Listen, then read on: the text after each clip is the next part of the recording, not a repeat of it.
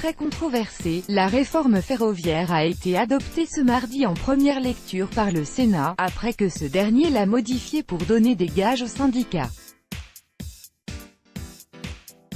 Le texte, qui fera l'objet lundi prochain d'une commission mixte paritaire (CMP) chargée de trouver un texte commun entre députés et sénateurs, a été voté par 240 voix pour et 85 contre, PS et CRCE, à majorité communiste.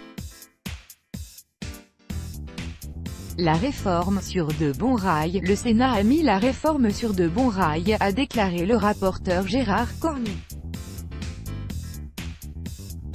J'ai la certitude que le texte ne sera pas dénaturé par la CMP, a-t-il dit avant d'ajouter, citant l'ex-numéro 1 communiste Maurice Thorez, il faut savoir arrêter une grève, ce texte en donne l'opportunité.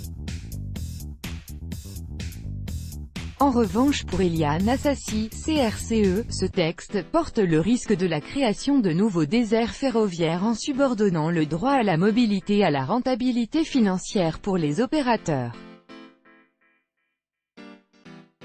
Selon elle, il transforme la SNCF en une myriade de sociétés anonymes, casse le statut de cheminot et procède à l'ouverture à la concurrence.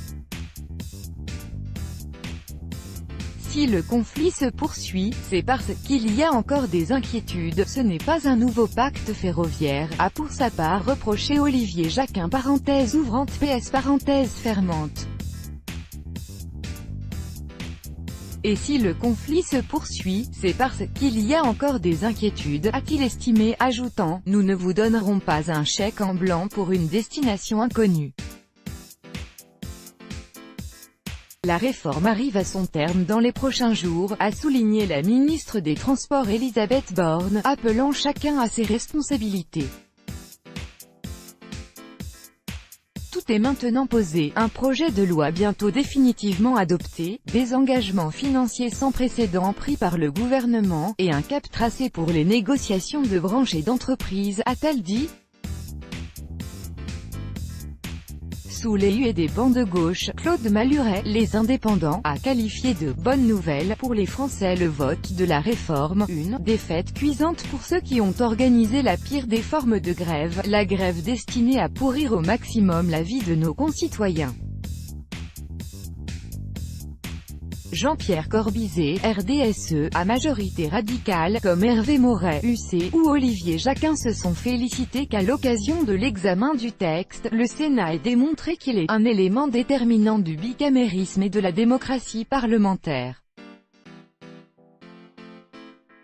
Ce vote est le résultat un exercice collectif où le Sénat et le gouvernement ont travaillé avec intelligence, a jugé pour sa part Frédéric Marchand, l'REM. Au cours des débats, les sénateurs ont voulu graver dans le marbre le principe de l'incessibilité de la SNCF. Ils ont aussi cherché à préserver les dessertes TGV utiles à l'aménagement du territoire et à renforcer les garanties offertes aux salariés.